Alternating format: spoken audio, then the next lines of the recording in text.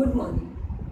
Last લેક્ચરમાં second ચેપ્ટરમાં પરમાણ્વીય બંધારણમાં આપણે વિદ્યુત ચુંબકીય વિકિરણ એટલે કે પ્રકાશનું કિરણ તરંગ સ્વરૂપે છે એવું સાબિત કર્યું.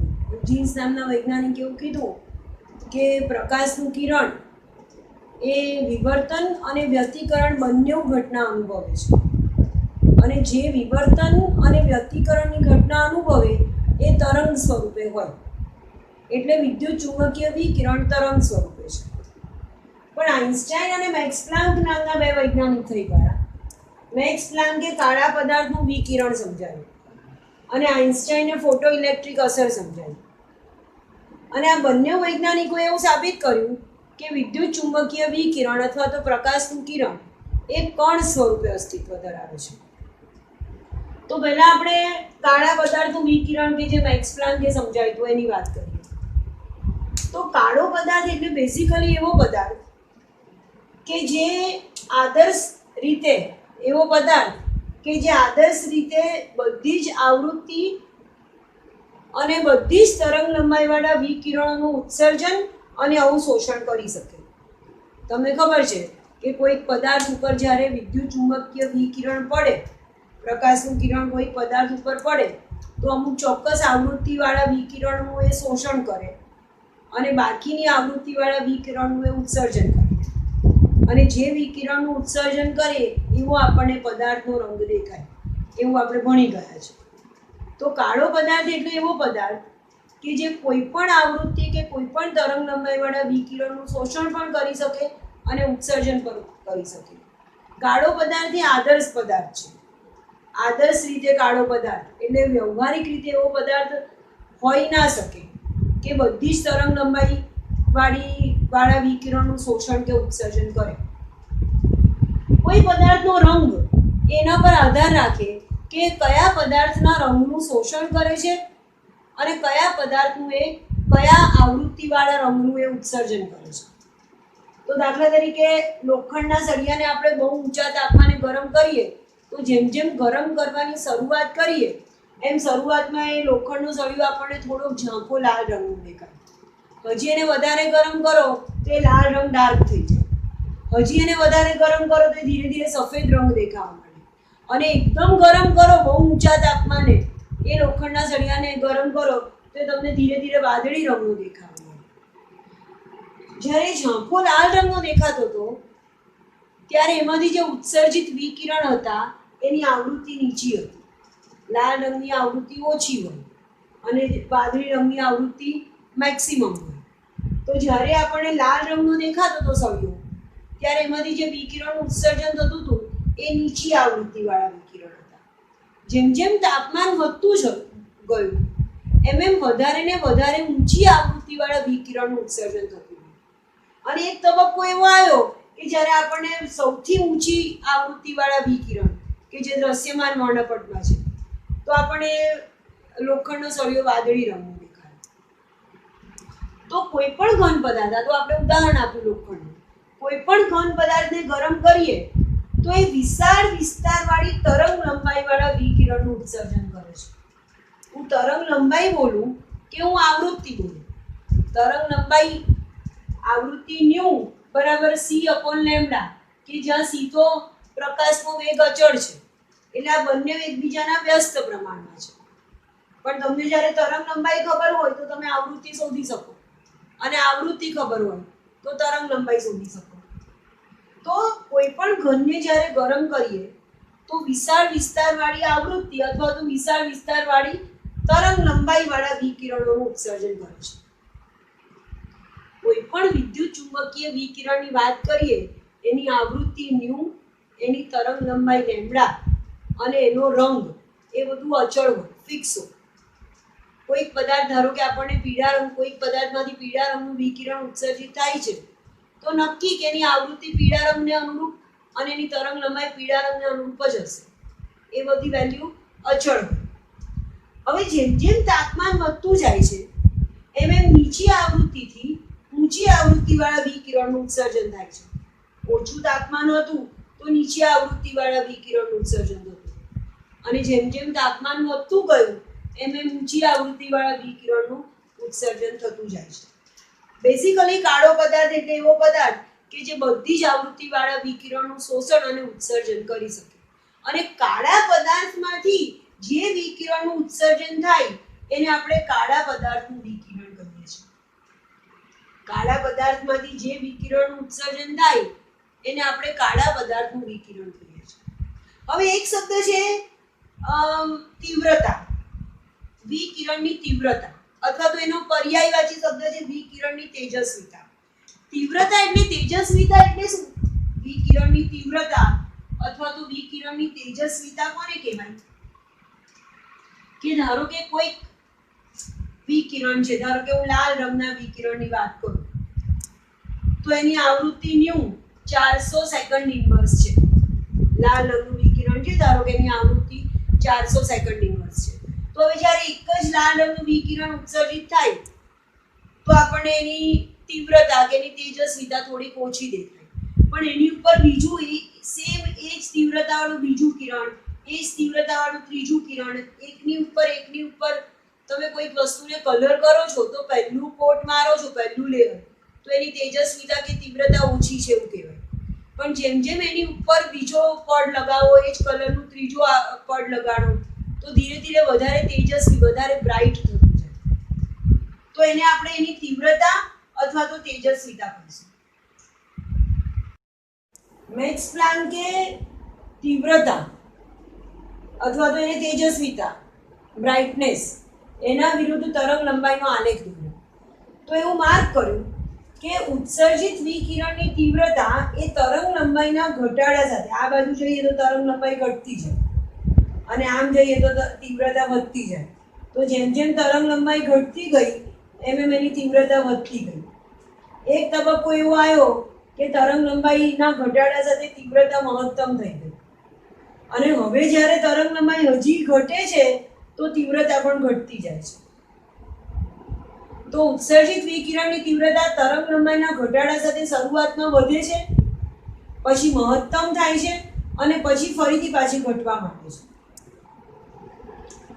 આ જે પ્રેક્ટિકલ અથવા તો આ જે પ્રયોગ થયો એ વિદ્યુત ચુંબકીય વિકિરણનું તરંગ સ્વરૂપ સમજાવી નથી શકતો. આ ઘટના એ ફક્ત એનું કણ સ્વરૂપ જ સમજાવી શકે છે. જેવી રીતે વિવર્તન અને વ્યતિકરણ એવી ઘટના છે કે જે વિદ્યુત ચુંબકીય વિકિરણનું ફક્ત તરંગ સ્વરૂપ જ સમજાવી શકતું હતું. એવી રીતે કાળા પદાર્થનું વિકિરણ એવી ઘટના છે કે જે વિદ્યુત ચુંબકીય વિકિરણનું ફક્ત કણ સ્વરૂપ જ સમજાવી શકે છે. મેક્સ પ્લાન્કે આ પ્રેક્ટિકલ કર્યું અને આ પરિણામો પ્રકાશનું ફક્ત કણ સ્વરૂપ સમજાવી શકે છે. એના પરથી, આ પ્રેક્ટિકલ પરથી મેક્સ પ્લાન્કે ક્વોન્ટમ થિયરી આપી. મેક્સ પ્લાન્કની ક્વોન્ટમ થિયરી એ બહુ અગત્યની થિયરી છે કે જે વિદ્યુત ચુંબકીય વિકિરણનો કણ સ્વભાવ સાબિત કરે છે. મેક્સ પ્લાન્કે ક્વોન્ટમ થિયરીમાં એવું કીધું કે કોઈ પણ પદાર્થ, ધારો કે કોઈ પદાર્થ છે, આ કોઈ ઘન પદાર્થ છે, એના પર વિદ્યુત ચુંબકીય વિકિરણ પડે છે. તો જે વિદ્યુત ચુંબકીય વિકિરણ પડે છે એ અસતત રીતે શોષાય અથવા તો ઉત્સર્જાય છે. અહીંયા વિદ્યુત ચુંબકીય વિકિરણ પડ્યું એટલે પરાવર્તન પામીને પાછું ફેંકાશે. તો એના શોષાવાની ઘટના, આ એની પર પડ્યું એ શોષણ થાય છે અને એના પરથી પાછું ફેંકાય છે, એનું ઉત્સર્જન થાય છે. તો શોષણ અથવા તો ઉત્સર્જનની જે ઘટના થાય છે એ અસતત રીતે થાય છે, નહીં કે સતત રીતે. અસતત એટલે જ્યારે વિદ્યુત ચુંબકીય વિકિરણને આપણે આવી રીતે બતાવીએ તો એનું અસતત સ્વરૂપ છે, કન્ટિન્યુ નથી, વચ્ચે વચ્ચે તૂટી જાય છે. અસતત સ્વરૂપ એટલે વિદ્યુત ચુંબકીય વિકિરણનું કણ સ્વરૂપ. અને જો એને હું આવી રીતે બતાવું તો એનું સતત સ્વરૂપ કહેવાય. જે તરંગ સ્વરૂપ છે એનું સતત સ્વરૂપ કહેવાય અને વિદ્યુત ચુંબકીય વિકિરણનું જે કણ સ્વરૂપ છે એનું અસતત સ્વરૂપ કહેવાય. તો મેક્સ પ્લાન્કે ક્વોન્ટમ થિયરી આપી કે પરમાણુ અથવા તો અણુ જ્યારે શક્તિનું શોષણ અથવા તો ઉત્સર્જન અસતત જથ્થામાં કરે છે, એટલે આવી રીતે કણ સ્વરૂપે, નહીં કે સતત રીતે, આવી રીતે નથી કરતા. મેક્સ પ્લાન્ક કેવું કીધું કે વિદ્યુત ચુંબકીય વિકિરણ કહું કે પ્રકાશનું કિરણ કહું કે ઉર્જા કહું, બધું એક જ છે. એ ઉર્જાનું જ્યારે શોષણ કે ઉત્સર્જન થાય છે કણ કે પરમાણુ દ્વારા, તો એ અસતત રીતે થાય છે. અને આ જે ઉર્જાનો સૌથી ઓછો જથ્થો છે, આ જે છે એને પેકેટ ઓફ એનર્જી, આ જે છે એ ઉર્જા છે, પ્રકાશનું કિરણ ઉર્જા સ્વરૂપે. અને આ જે એક કણ છે એને એનો ક્વોન્ટમ કીધો. આ જે એક કણ છે ઉર્જાનો એને મેક્સ પ્લાન્કે ક્વોન્ટમ કીધો. ક્વોન્ટમ એટલે પેકેટ ઓફ એનર્જી, કે જેમાં આવી રીતે અલગ એક જ કણ નથી, આમાં એ આખો જથ્થો છે. મિનિમમ આટલા જથ્થાનું, આ મિનિમમ જથ્થો છે. આ જે જથ્થો છે આવી રીતે, તો મિનિમમ આટલા જથ્થાનું શોષણ કે ઉત્સર્જન થાય. આનો અડધો ના થાય. એક કણનું શોષણ થાય, બે કણનું શોષણ થાય, એક ક્વોન્ટમનું શોષણ થાય, બે ક્વોન્ટમનું શોષણ થાય, અડધા ક્વોન્ટમનું કે દોઢ ક્વોન્ટમનું શોષણ ના થાય. તો આ જે મિનિમમ જથ્થો છે એને ક્વોન્ટમ કહેવાય. ઉર્જાના સૌથી ઓછો જથ્થો કે જેનું શોષણ કે ઉત્સર્જન થાય છે એને મેક્સ પ્લાન્કે ક્વોન્ટમ થિયરી આપી. અને આ મેક્સ પ્લાન્કની ક્વોન્ટમ થિયરી એ પદાર્થનું કણ સ્વરૂપ સાબિત કરવાની સૌથી અગત્યની થિયરી છે. બીજો એક વિદ્યુત ચુંબકીય વિકિરણનું કણ સ્વરૂપ સાબિત કરતો પ્રયોગ આઇન્સ્ટાઈન નામના વૈજ્ઞાનિકે કર્યો. એમણે ફોટો ઇલેક્ટ્રિક અસર, એ જે પ્રયોગ કર્યો એને આપણે ફોટો ઇલેક્ટ્રિક અસર કહીએ છીએ. અને એના દ્વારા આઇન્સ્ટાઈને સાબિત કર્યું કે વિદ્યુત ચુંબકીય વિકિરણ એ કણ સ્વરૂપે હોવું જોઈએ. ફોટો ઇલેક્ટ્રિક અસર એટલે બેઝિકલી કેવું હોય કે આ કોઈ ધાતુની સપાટી છે, પોટેશિયમ, રૂબિડિયમ, સીઝિયમ પહેલા સમૂહના તત્વ, પહેલા સમૂહની નીચેના તત્વ જુઓ. પહેલા સમૂહમાં કયા કયા તત્વો આવે? લિથિયમ, સોડિયમ, પોટેશિયમ, રૂબિડિયમ અને સીઝિયમ. તો આ પોટેશિયમ, રૂબિડિયમ અને સીઝિયમ તમને ખબર છે કે એ તત્વને ઇલેક્ટ્રોન પ્રત્યે આકર્ષણ બહુ જ નિર્બળ છે. એ ઇલેક્ટ્રોન ગુમાવવાની પ્રબળ વૃત્તિ ધરાવે છે. તો એવી ધાતુ પોટેશિયમ, રૂબિડિયમ, સીઝિયમ જેવી, એના પર જ્યારે આવું પ્રકાશનું કિરણ પડે તો તરત જ એમાંથી ઇલેક્ટ્રોનનું ઉત્સર્જન થાય. કોઈ પણ ધાતુ ઉપર પ્રકાશનું કિરણ પડે તો એમાંથી ઇલેક્ટ્રોનનું ઉત્સર્જન થાય છે. આ જે ઘટના થઈ એને ફોટો ઇલેક્ટ્રિક અસર કહેવાય. કેટલીક ધાતુને જ્યારે પ્રકાશના પુંજ સામે રાખવામાં આવી ત્યારે તેમાંથી ઇલેક્ટ્રોનનું ઉત્સર્જન થયું.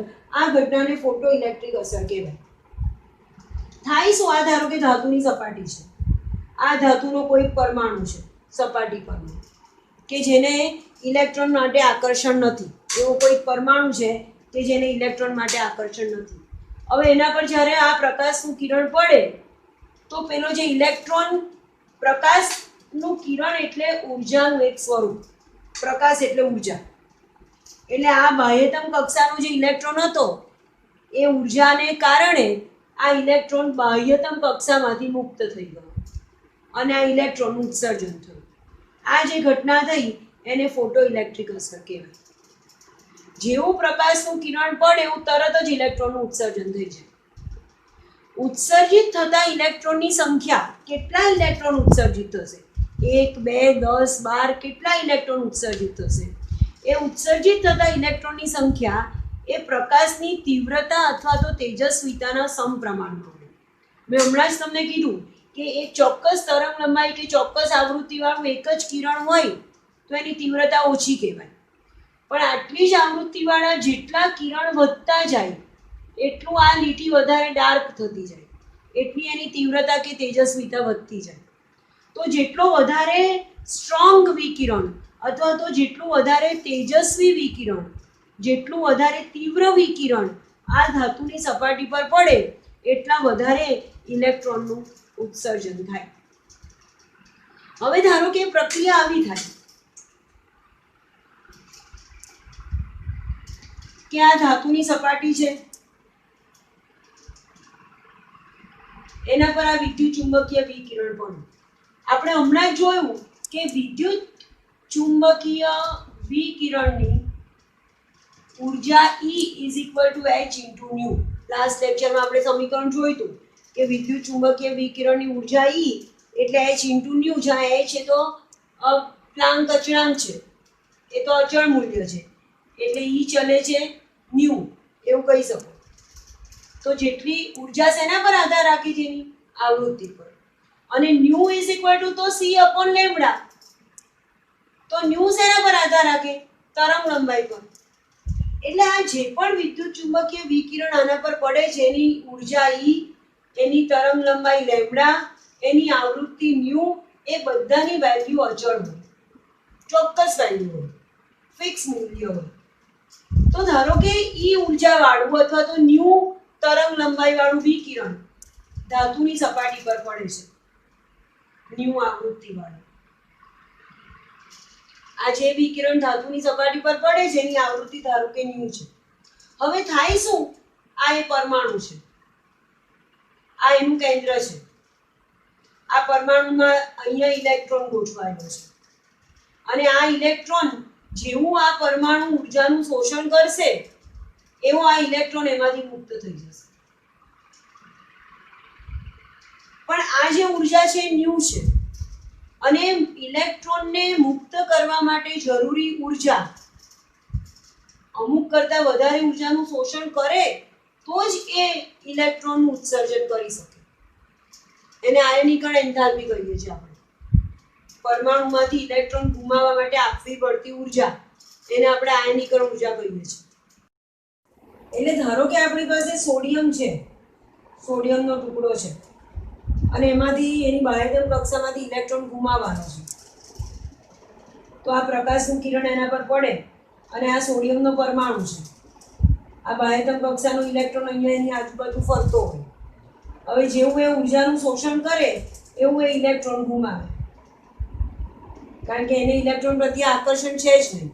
અને તો પણ એને ઇલેક્ટ્રોન ગુમાવવા માટે થોડીક ઉર્જા તો કમ્પલસરી આપવી જ પડે.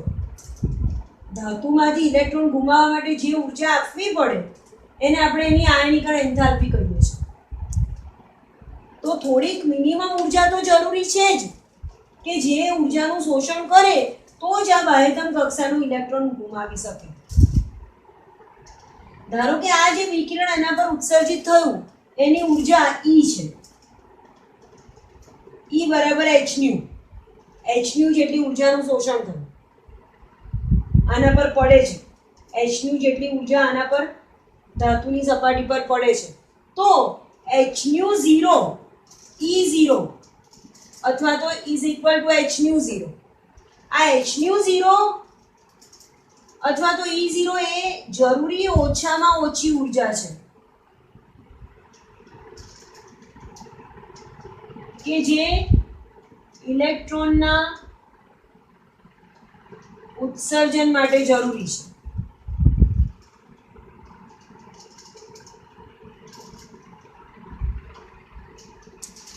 E0 અથવા તો h ન્યુ 0 એ ઓછામાં ઓછી ઉર્જા છે કે જે ઇલેક્ટ્રોનના ઉત્સર્જન માટે જરૂરી છે.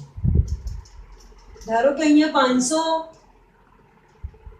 જૂલ જેટલી ઉર્જાનું શોષણ થતું હોય, આના પર પડતી હોય 500 જૂલ જેટલી ઉર્જા, તો 300 જૂલ જેટલી ઉર્જાનું શોષણ થઈ જાય અને તો 200 જૂલ જેટલી ઉર્જા આ જે ઇલેક્ટ્રોન છે એની ગતિ ઉર્જા સ્વરૂપે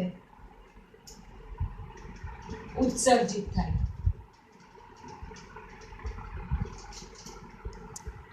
પાંચસો જૂલ એના પર પડી. ઇલેક્ટ્રોનને મુક્ત કરવા માટે ઓછામાં ઓછી જરૂરી ઉર્જા 300 જૂલ હતી. એટલે 300 જૂલનું એ ધાતુની સપાટીએ શોષણ કરી લીધું. તો બાહ્યતમ કક્ષામાંથી ઇલેક્ટ્રોન ઉત્સર્જિત કર્યો અને આ 500 માંથી 300 માઇનસ કર્યા તો જે 200 જૂલ ઉર્જા બાકી રહી એ ઉર્જા ઇલેક્ટ્રોનની ગતિ ઉર્જા છે. એટલી ગતિ ઉર્જા સાથે ઇલેક્ટ્રોન મુક્ત થઈ જાય. જો 500 એ 500 જ જરૂરી હોય, 500 જૂલ ઉર્જા એના પર પડે છે અને ઇલેક્ટ્રોન ગુમાવવા માટે જરૂરી ઉર્જા 500 જૂલ જ છે, તો આ ઇલેક્ટ્રોનનું ઉત્સર્જન નથી થઈ શકતું. અથવા તો 500 આના ઉર્જા જરૂરી ઉર્જા 600 જૂલ છે. ઇલેક્ટ્રોન ગુમાવવા માટે આપવી પડતી જરૂરી ઉર્જા ધારો કે 600 જૂલ છે અને આપાત થાય છે એના પર ખાલી 500 જૂલ, તો પણ ફોટો ઇલેક્ટ્રિક અસર શક્ય નથી. તો કમ્પલસરી આ જે ઉર્જા કે જેને જરૂરી ઉર્જા કહીએ છીએ, ઇલેક્ટ્રોન ગુમાવવા માટે જરૂરી ઉર્જા કે જે થ્રેશોલ્ડ નામના વૈજ્ઞાનિકે શોધી હતી, એટલે એને આપણે થ્રેશોલ્ડ ઉર્જા કહીએ છીએ. E0 ને આપણે થ્રેશોલ્ડ ઉર્જા કહીશું, વૈજ્ઞાનિકનું નામ છે, અથવા તો આપણે એને દહેલી ઉર્જા કહીએ છીએ ગુજરાતીમાં. E0 એટલે દહેલી ઉર્જા અથવા તો થ્રેશોલ્ડ ઉર્જા કે જે ઇલેક્ટ્રોનના ઉત્સર્જન માટે જરૂરી ઓછામાં ઓછી ઉર્જા છે. તો કેટલી ઉર્જાનું ઉત્સર્જન થાય? E એના પર પડી અને માઈનસ E0 નું શોષણ થયું તો E માઈનસ E0 જેટલી ઉર્જાનું ઉત્સર્જન થાય. એ ઉર્જા કયા સ્વરૂપે ઉત્સર્જિત થઈ? તો આ ઇલેક્ટ્રોનની ગતિ ઉર્જા સ્વરૂપે. અને ઇલેક્ટ્રોનની ગતિ ઉર્જા એટલે 1/2 mv². તો અહીંયા મને સમીકરણ મળે છે E minus E0 is equal to 1/2 mv².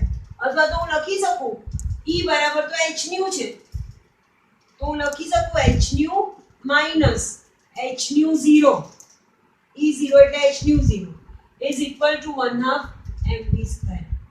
જ્યાં h તો પ્લાન્ક અચળાંક છે એટલે h ઇન્ટુ ન્યુ માઈનસ ન્યુ0 ઇઝ ઇક્વલ ટુ 1/2 mv².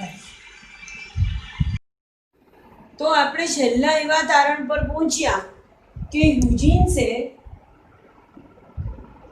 વિવર્તન અને વ્યતિકરણ ની ઘટનાને આધારે વિદ્યુત ચુંબકીય વિકિરણ અથવા તો પ્રકાશનું વિકિરણ એ તરંગ સ્વરૂપે છે એવું સાબિત કર્યું. અને મેક્સ પ્લાન્ક એને કાળા પદાર્થનું વિકિરણ એ ઘટના, અને આઇન્સ્ટાઈન